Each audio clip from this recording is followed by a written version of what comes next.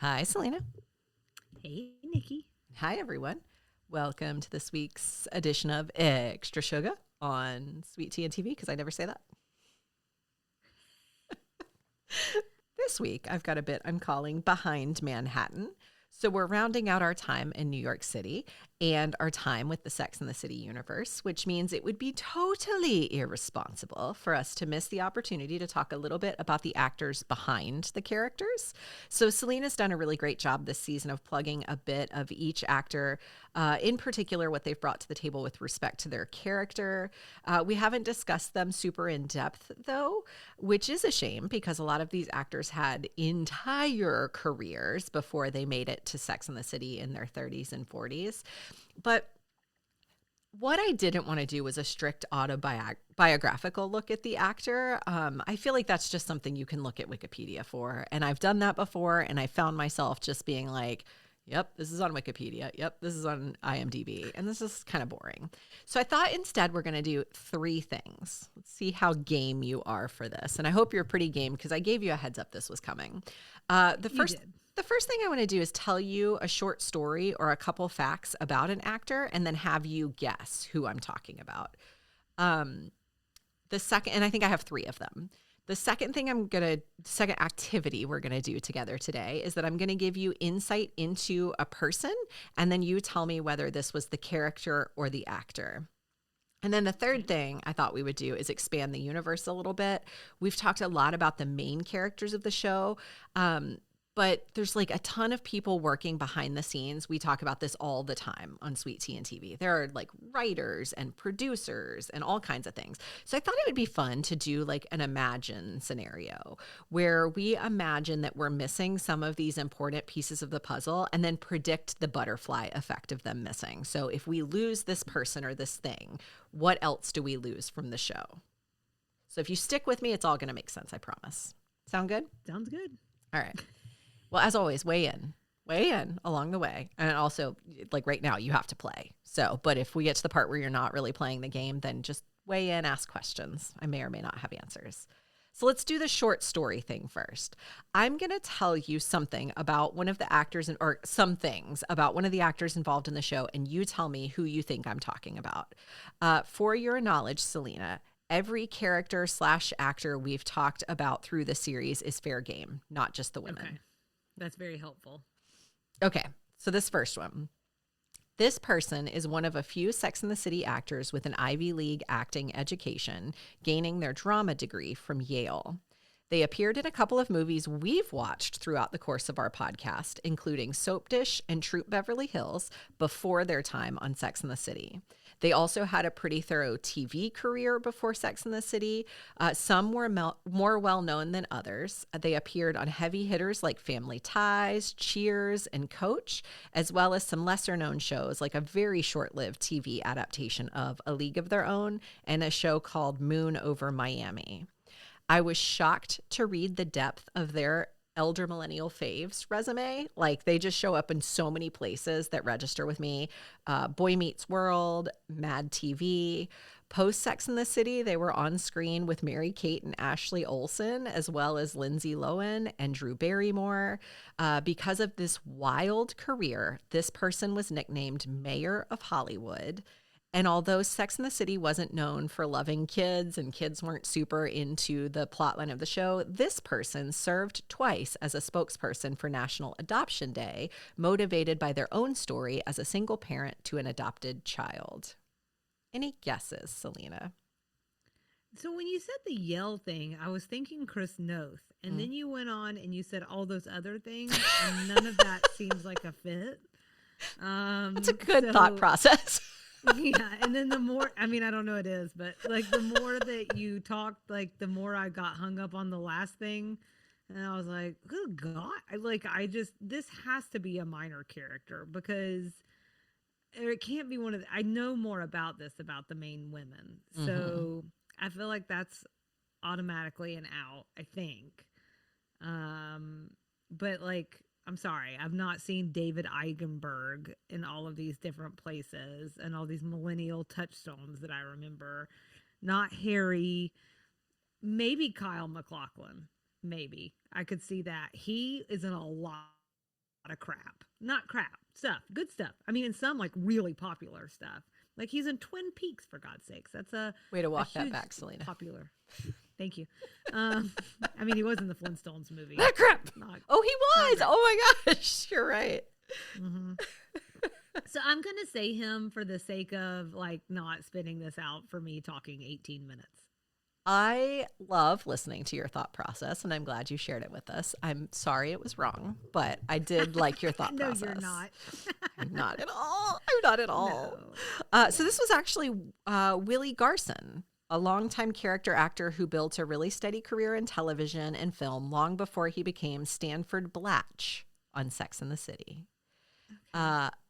Full disclosure, I didn't really know anything about him, and I wanted an excuse to learn more about him, so that's how I backed into the parking space on including him on this list. So I do remember him passing away in 2021. I remember that being a really big moment for the Sex and the City universe, like just the actors, fans, all those sorts of things. He was in the midst of And Just Like That in that timeline. So as a non-fan, it made it into my world. So I figured it must be something substantial, but I didn't know anything about him. So Willie was born in New Jersey, trained as an actor in New York, and spent years doing guest roles on shows like NYPD Blue and Friends. He often played quick-witted, slightly neurotic, but grounded characters. Stanford as a character worked for people because he was comedic relief at times, but he was also really relatable and real. Later, Willie would find a whole new audience on White Collar, where he played con man Mozzie. Do you know this? I mean, I know that White Collar is like got really popular when it went on Netflix. Okay. Yeah. So, Okay. but I never watched it. I know what it is. I know who the main actors are. And now that you say that, like, I think I've probably seen like a clip or something with him in it. Okay. But, Apparently he's a fan favorite, but this character is a totally different energy than Stanford. Off screen, he was known for being incredibly warm and funny. He was a devoted single father after adopting his son, which he talked about as one of the most important parts of his life. He did pass away in 2021 of pancreatic cancer. The response from fans and castmates was huge, and it really showed how much people connected with him.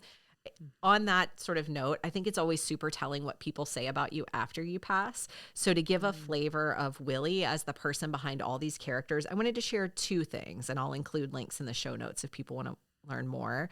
One, his son posted on Instagram after he passed and said, "I love you so much, Papa. Rest in peace. And I'm so glad you got to share all your adventures with me and we were able to accomplish so much. I'm so proud of you. I will always love you. But I think it's time for you to go on an adventure of your own. You'll always be with me. Love you more than you will ever know. And I'm glad you can be at peace now. You were the toughest and funniest and smartest person I've known. I'm glad you shared your love with me. I'll never forget it or lose it." How lovely is that? And that was, I think his son was 17 when he wrote that. And then on the Sex and the City front, Michael Patrick King said, "His spirit and his dedication to his craft was present every day. His multitude of gifts as an actor and as a person will be missed by everyone." So I thought that was lovely. Everyone in Hollywood knew him. He got that nickname of the mayor of Hollywood because he was so friendly, and just like I found like tribute after tribute to him. So that's Willie Garson. The next person. This person's life and following career were forever shaped by a battle with acute myeloid leukemia at the age of 24. Massive doses of chemotherapy helped them achieve remission, and a focus on the good in life helped them push through the painful process. Of that time, they said, "I held on to the promise of how sweet life could be if I could outlast the illness. I've said many times that if I could have known everything was going to be okay afterward, the discomfort would have been endurable, simply by knowing it was temporary. Unfortunately, that's not usually how these things occur." Unfortunately, that first remission would only last so long. While this person was starring in Neil Simon's play Broadway Bound on Broadway, they would require even more chemo and a bone marrow transplant. After all of this person was told they'd never be able to have children, but they did go on to have a daughter. Outside of their cancer-related advocacy, this person also has a history of participating in political advocacy. Among their causes are the niche concept of DC statehood. So this is an effort to get DC recognized not as a federal district, but as a state, which would in turn give its residents representation in Congress and control over local affairs. The political nerd in me needed to understand why DC statehood is so important. So I had to look that up. Mm-hmm. On the career front, this person's background pre-Sex and the City was stage. In fact, they were a Juilliardite, though it sounds like they stepped away before they completed their program. Is that enough to go on? Do you have a guess? The nod you gave me at the beginning tells me you do. So this one I believe I know, but I didn't know anything except for the cancer part. So most of that was more detailed than I was aware of. And I believe that this is Evan Handler, who played Harry. Oh, I want to give you an applause button, but I didn't have it queued up.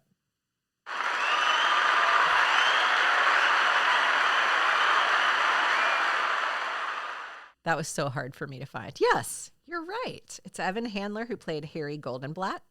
So he started out as a serious stage actor, and he built his career in New York theater, but in his 20s, when he was diagnosed with leukemia, he had to step away from acting for a long time. He later wrote about that experience in his memoir, which gave a lot of insight into his perspective and resilience.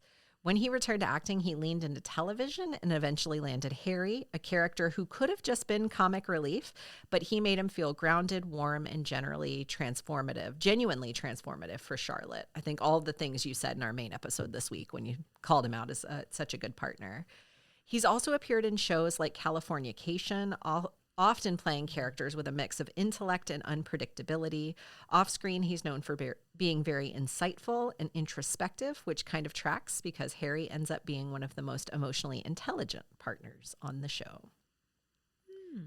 All right, I have one more for you. Okay.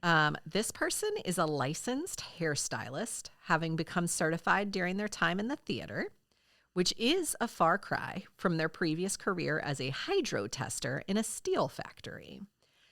At least hairstyling was artistically a little closer to their musical roots, growing up with a mom and a stepfather who worked at this person's uncle's music club, and this person having learned to play the guitar at 7. I think that was a very badly worded paragraph, and I'm sorry about that. Once they finally made their Hollywood break, this person appeared in Wonder Years and Northern Exposure. They've appeared on screen with Hilary Duff and Kate Hudson.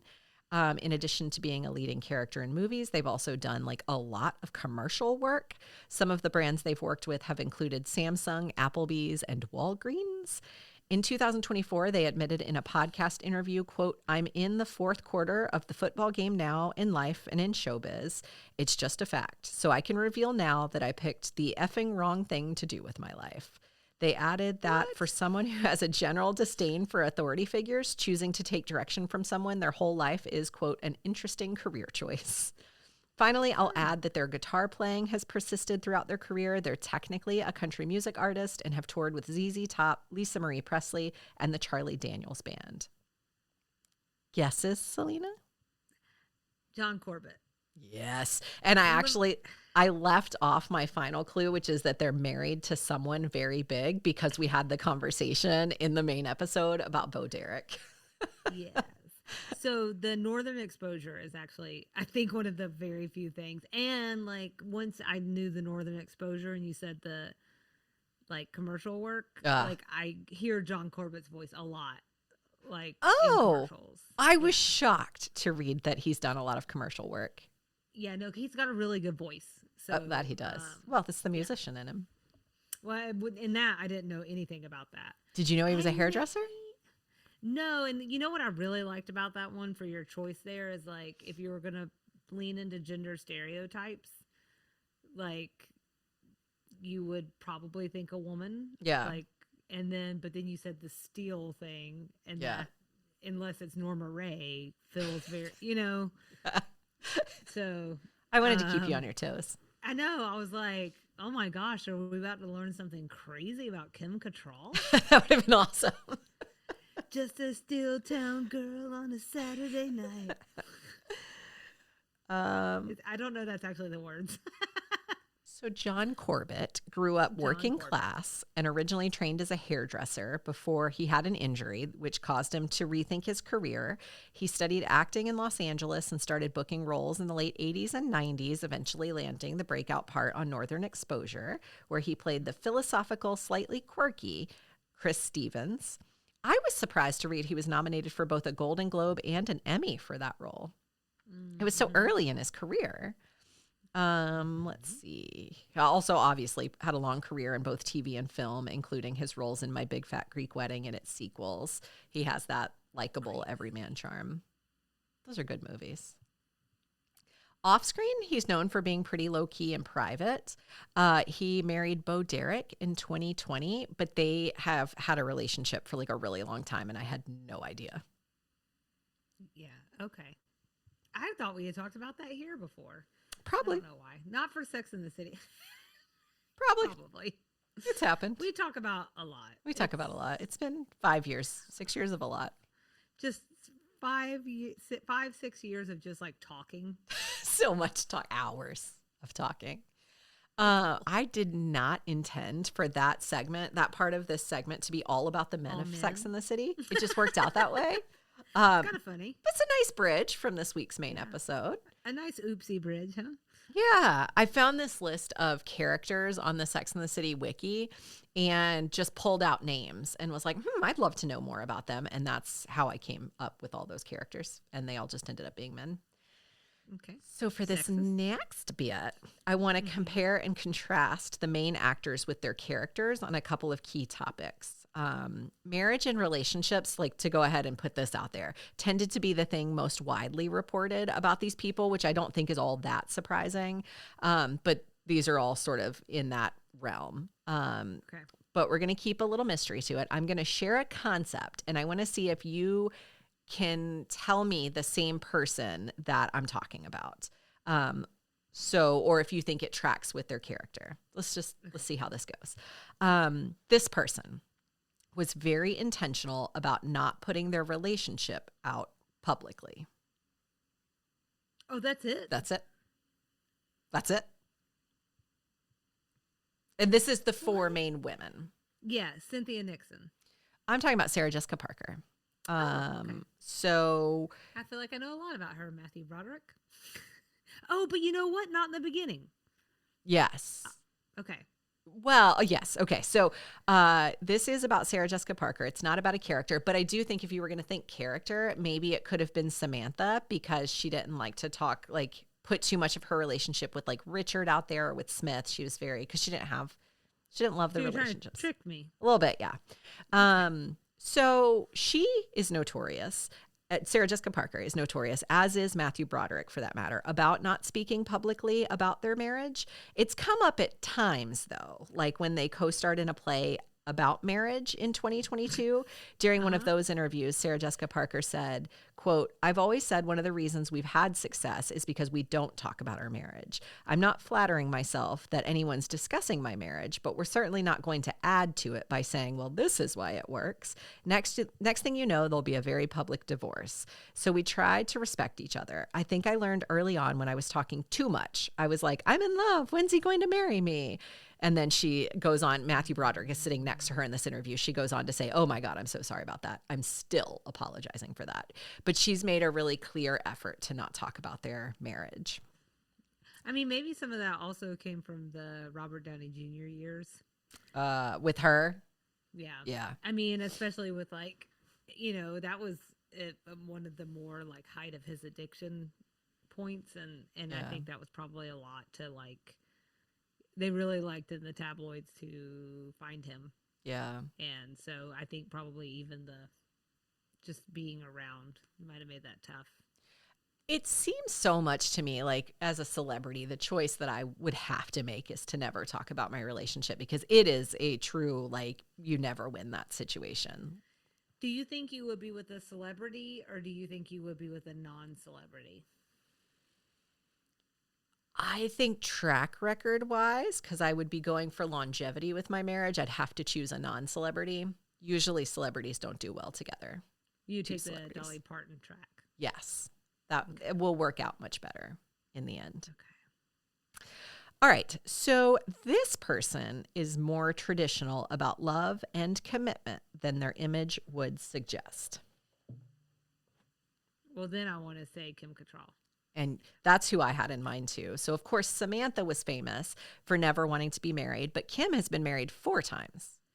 Sorry, am I supposed to be naming the You're doing great.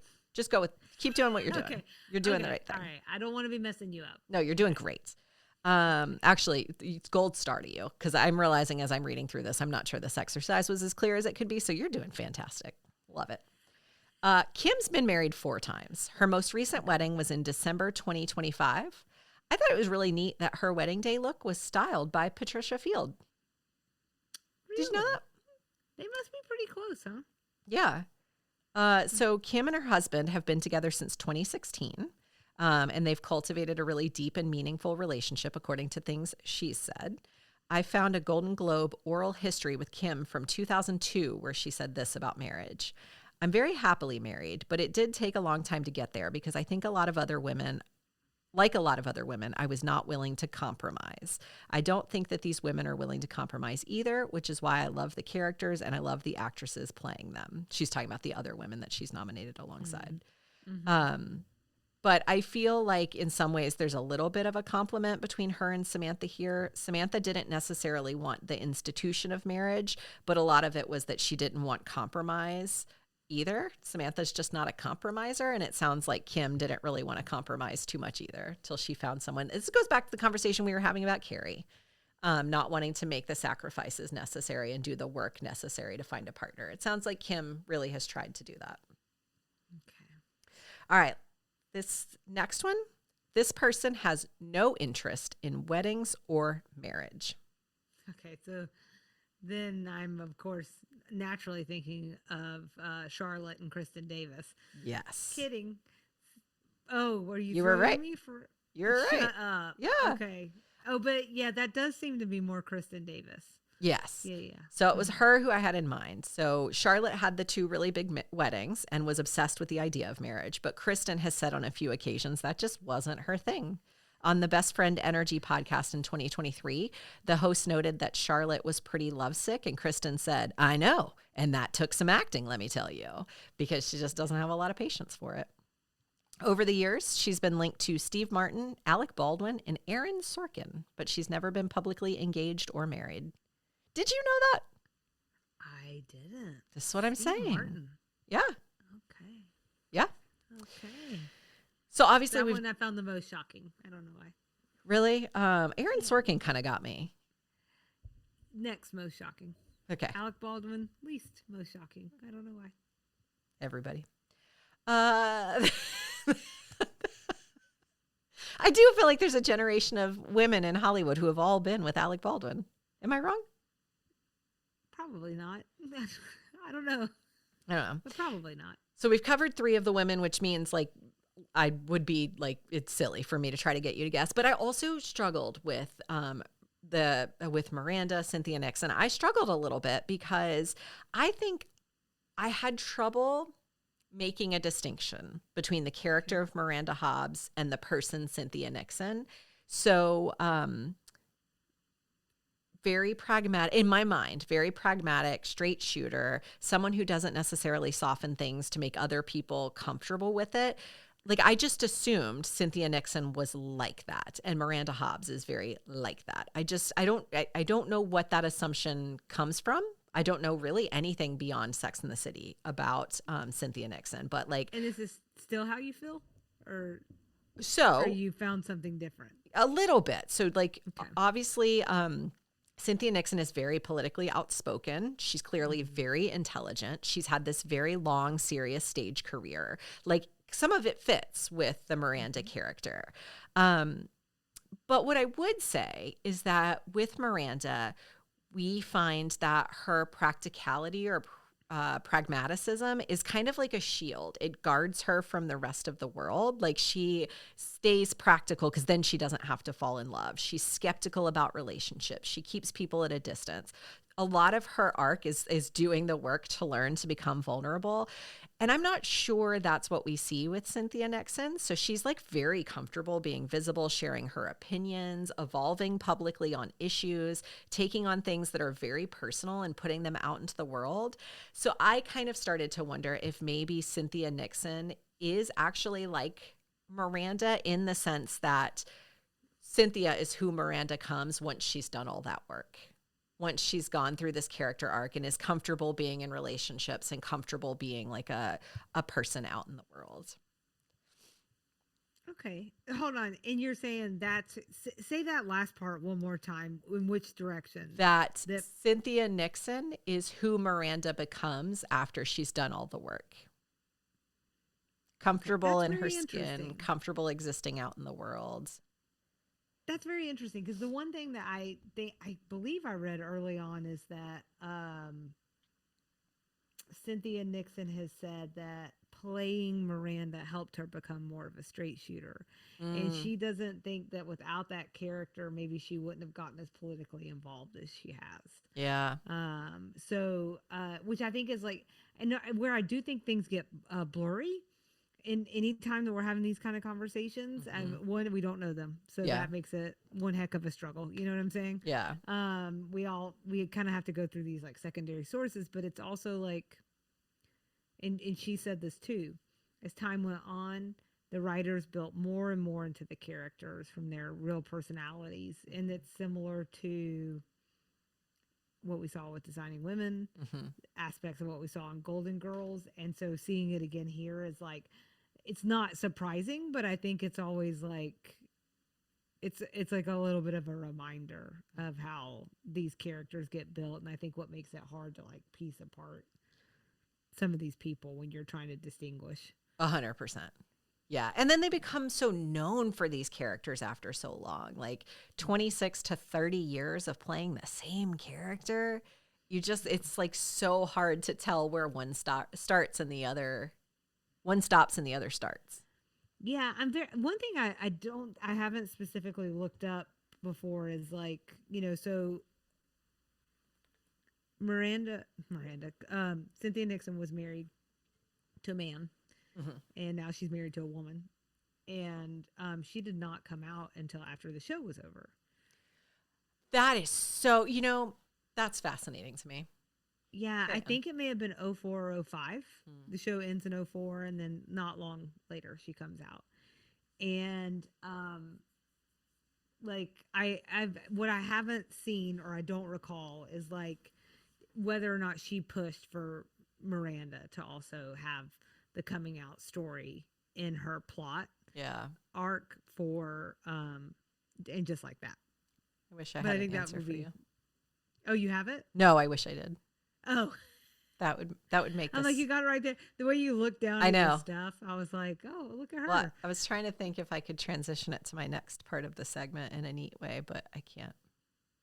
Well, one thing that I also had in there too is like whether or not she pushed for it or not. Obviously, like it would be, as long as the writers were listening to the actors, it would be good to have her there to talk about whether or not she felt like whatever was being written felt true. Maybe it's not true to Cynthia in her experience, because every coming out story is different. Yeah. But that it like would resonate on some level and carry some truth and weight to it. So. Yeah, absolutely. Bringing that authenticity is really important. All right, so we're rounding home here. The last thing I wanted to do is zoom out a little bit and do that ripple effect, butterfly effect concept I talked about at the beginning. So like if you remove this person or this thing, then what changes in the show? So starting behind the scenes, Darren Star, we've obviously touched on the fact that Darren's responsible for bringing Candace Bushnell's collection of essays to the TV screen. We're going to talk about this a little bit more in our next Extra Sugar, where we're going to talk about the Sex and the City book. But he and Candace came together and conceptualized this TV show based on this series of things that she had written, this column she had written for a newspaper.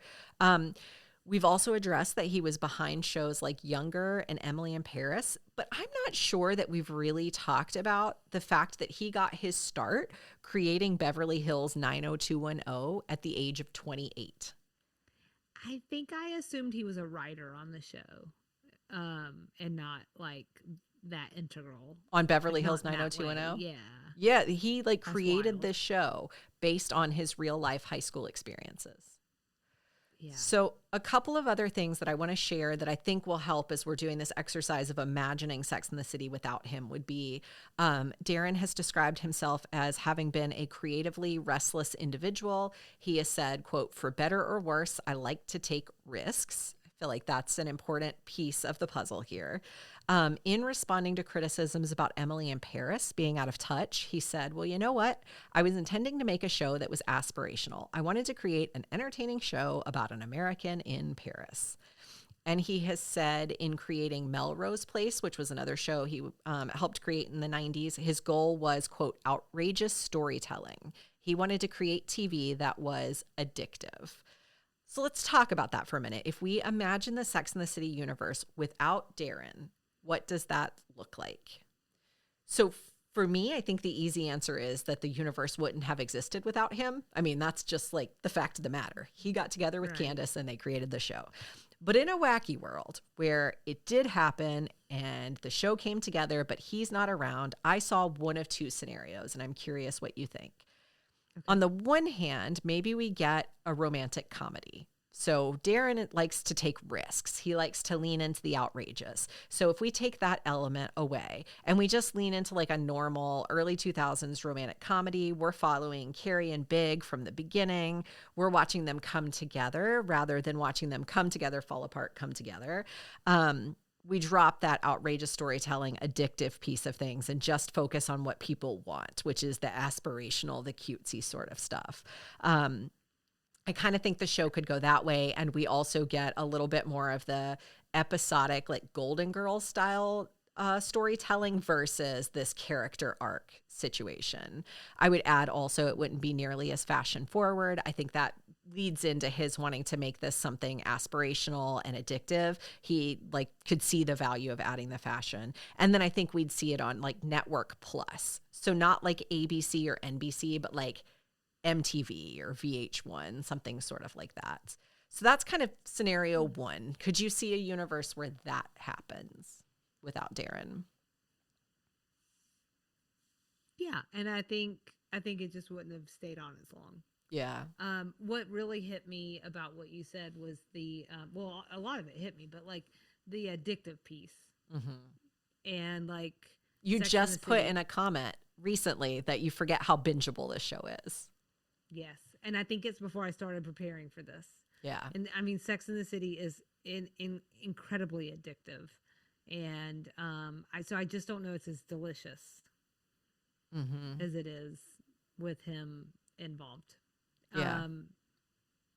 Yeah, and I don't know that like he also was the I don't want to stop your second scenario, but like also he was the one who wanted it to be gritty. In the beginning that changes and you really feel his style. Like if you think about Younger and Emily in Paris, it is very like end of Sex in the City aesthetic. Yeah. And so like, but like for whatever reason, I'm not sure what changes there. I don't know if it's like when it was successful is when it started, like really successful is when it started to get lighter. And maybe that's just like you get a formula, you know, it works and you keep working it. But yeah. So that was actually my second potential option, is that it leans for the rest of the series more into that documentary style that we saw in season 1, leaning more heavily into the book content. Again, we'll talk about this in our book club episode next episode, but it's very reality. It's very heavy. You just used the word gritty, which is interesting because you're right. He did say he wanted this to be gritty, but Sex and the City doesn't feel gritty to me a lot of the time. And I wonder if he hadn't been part of it, would it have leaned more into that for longer? Yeah, or would it have ever even had the gall to do it in the first place? Right. Like I think it's hard to say. Yeah. The other thing that I would say, as I understand it, if it wasn't for him, we wouldn't have Charlotte. Ah, okay. Pretty sure that was his creation. Okay. She's actually, well, again, talking about getting into the book and like who the characters were and where they came from and who's actually a one-to-one and whether a one-to-one exists. Right. She didn't have a one-to-one. Yeah. The closest is actually that British woman who comes in the beginning of the TV series. Yes. As far as I understand it. Okay, good. You're understanding too. Yeah. So like like he decided to pull that character out and create her, and that is like why she's like a little less well drawn in the beginning, Okay. and they have to work to shade her in. Okay, that makes So, sense. so we don't have Charlotte Well, there you go. without Darren. One more piece of insight before we move on to our next person that I thought would be helpful to share is that he actually gave us a little insight into what Sex and the City would have been like from the beginning without him. In talking about the ending and having Carrie end up with Big, he called it a betrayal of the show. While giving credit to Michael Patrick King, who was kind of in charge toward the end, and calling the actual ending an audience-pleasing one, he said, quote, "But I always felt the show was never about a woman getting her man. That's a traditional romantic comedy. It was about how women can define themselves 100%, that they didn't have to be defined by marriage." So Interesting. there you go. That kind of does not align with the book, though. Yes. Gets complicated. Yes, it gets complicated. It would align with real life, Yeah. but not the book. Yeah. We'll get there. We'll get there. Can't wait. Staying behind the scenes for a minute, I wanted to talk about Cindy Chupak next, who I've said a couple of times was a writer on the show. Eventually, she becomes an executive producer, and she was responsible for some of the emotionally grounded and relatable episodes. So before Sex and the City, she had written for shows like Everybody Loves Raymond and Coach. So she had, she was used to talking about relationship dynamics, everyday conflict. But obviously Sex and the City is a little bit of a different tone. So what's interesting about Cindy is that she's talked about drawing heavily from her real life experiences, both hers and her friends, especially when it came to dating, insecurity, the messiness of trying to figure out what you want. I found an article about Cindy that said the episode in season 2, when her house guest gets married to the interior designer, that really happened to her. She totally attended her own book party without a date at one point. I haven't seen this, but this happened to Carrie in season 5, episode 5. And then Chupak also had a moment at 38 years old where she wondered if she could still have kids. She said, about writing on the show, she said, "We were really trying to get out what was actually so hard and heartbreaking and true about what we were all going through. And then we would get to the funny." So I think you feel that in the show because, yes, Sex and the City can be aspirational and over the top, but it also has these moments that are painfully real, but there's still that comedic relief, that comic relief. So I wanted to ask you if, like, again, imagining this scenario, what does Sex and the City look like without Cindy's influence? Does it lose some of that emotional realism? Does it become more fantasy than reality? I don't know if you have any thoughts around that. And I also can get us started. I think you get Emily in Paris. Okay. So I think we have it. And don't get me wrong, Emily in Paris also incredibly bingeable. At least the first 2 seasons I thought were. The show's more emotional notes, though, are sometimes uneven, especially when I think about it in comparison to Sex and the City. It's like they want to go there, but it just doesn't land. I don't know if some of it is like they also selected to go with a not much younger, but a fairly younger group of women. Well, they're in their 20s, right? Versus their 30s. I think so. I've seen some articles where they try and, because like the main Lily Collins is actually older than what she's portraying. I think the girl that plays the woman who plays her best friend, she strikes me as much younger. And then we've also entered a phase of life 20 years on from Sex and the City. I just feel like we're aging differently. Yeah. We're maturing differently. And whether they're early 30s, which is what most of the women were when Sex and the City started, or mid 20s, they are I think in Emily in Paris are not acting like women in their early 30s acted 20 years ago. Oh, okay. I just think it's different. It feels different. They're also still like on the move. I think like they're not settled. She is living in Paris for a while. You know what I'm saying? It is not necessarily her final place, although there's a lot to play with that. But like, anyways, it sounds to me like Cindy really brought some of the heart. And actually, I wound up listening to an episode of Are You a Charlotte? This is the Kristen Davis podcast, and she interviewed Cindy. And so I do want to add in, though, while she did bring the heart, it sounds like Michael Patrick King and Darren Star were responsible for a good bit of the fertility writing plots. So I don't want to take away what they were doing a good job at, because Yeah. I didn't watch anything about their fertility and go like, oh, you can tell a woman wasn't involved. You know what I'm saying? I never felt that. Yeah. So I want to give them their due, but I agree when I think about the emotional tones of something like the chicken dance, which is the one with the designer and like marrying her house guest or whatever.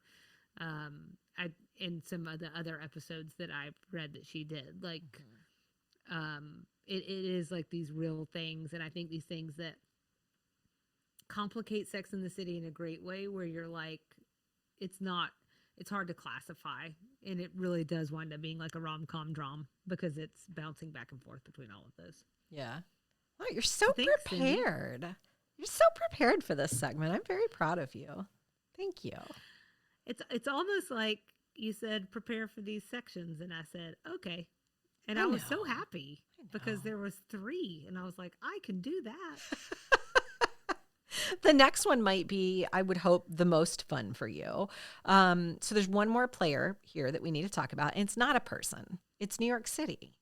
Sex and the City is one of those shows where the setting isn't just a backdrop. You mentioned this. It's like the 5th main character of the show. It's the identity of the show.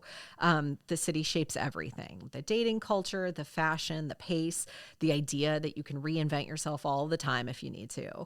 And it creates this romantic possibility, very specific. It's a very New York vibe, but also a little bit of emotional detachment. There's always someone else. There's always another place to go, always another option. We get this sense that the lives of the women are always in motion. They're always headed somewhere, meeting someone, running into someone. So I was curious what you think. What does a Sex in the City look like without New York City? Could this story exist anywhere else, or does the premise really fall apart? I just think this is such a thought-provoking question. I really, really, really like it. I had not considered before, and I'll tell you, I especially, all of it's good, but what really, really, really struck me in this was the idea of the city propping up the character's emotional detachment. I think that is fascinating, and it is also fascinating to think about that in the context, like sociologically, of like, you're a person who, if you're in the country, you've got X amount of options. You know what I'm saying? Like, and I mean true country, not the way that sometimes people call suburbs the country, because suburbs are big, okay? And they're sprawly. And I assure you, there's more than 12 individuals there that you can be with. But there's like these towns you'll look at, and there's like about the amount of people I went to high school with. And that really does change your possibilities for relationships, friendships, who you choose to surround yourself with, who makes up your life. And you don't always have a next thing to go bumping off in the night to. You know what I'm saying? Like, you don't always, there's not, oh, I think I'll go to the 8th club opening tonight. That's not, there are no clubs. Right. There's not even a Blockbuster anymore. You know, I don't know what they do. Okay. Right. I think it's, in some cases, this might be why the meth pops up in these areas. Maybe we should open a club or two. I don't know. But I'm just reading the news. My point to be, I just thought that was like a really, like, it was like an aha moment for me. I was like, oh my God, no wonder they can't settle down. You got one thing you dislike, they bite their nails, and you're like, screw this person, I'm on to the next. Absolutely. You know, Absolutely. because that is an option. Could it exist anywhere else, though? Yes. But I do think it has to be urban, and I do think it has to be ideally a similar status to New York City. New York City is trend setting. New York City as a place is a trend setting, taste making, influencing energy. It kind of has to be like LA. or Mm-hmm. we have to go international to like London or Tokyo. I'm so like, even like I love Atlanta. Atlanta does not carry the energy of New York City. Mm-hmm. Anybody that's been to both places will tell you that. If somebody tells you they are the same, then that person, I'm sorry, they're incorrect. It's just They it's not the wrong. same.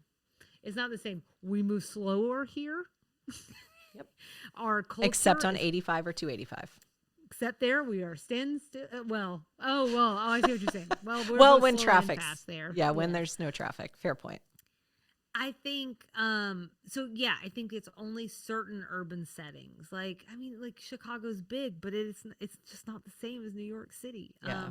I was even if you think about like when I see things about influencers and viral moments that are hitting Atlanta, it's very much so like and now Atlanta's turn. Oh, Do you see right. what I'm saying? Like Yeah. it's been in New York City for 8 months. Right. It's Yeah. just different. We got the cronut So after like years. like 2 years later. Yeah. So I you know I've been to a lot of cities and a lot of big cities have similarities, but I find New York to have a very singular energy. And because to your point, they're out and about so much, I just don't know you get that same thing anywhere else. Agreed. Is this Agreed. acceptable? I will say, absolutely. That's a great answer. And I will say, if you do the show one to one, yes, absolutely would need to be an urban environment. One brainwave I had this last week, and I think it's because we're at Easter season, and I just told you before we started recording, this is my Steel Magnolias season of life. Steel Magnolias is a story where friendship and chosen family are important and are a defining relationship. Like there are marriages and relationships in Steel Magnolias and we explore those, but the friendships, that scene at the very end in the cemetery with all the women, it's that's Sex in the City is that is Sex in the City. And so I think that shows us that this friendship dynamic can exist in other places. Steel Magnolias had a very strong sense of setting as well. Louisiana, it feels very specific.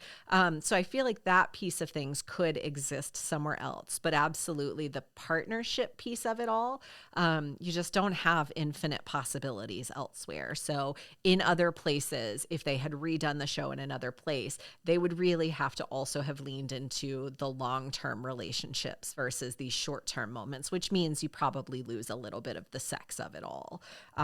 So not the same show for sure, but I could see an adaptation of it if that makes sense.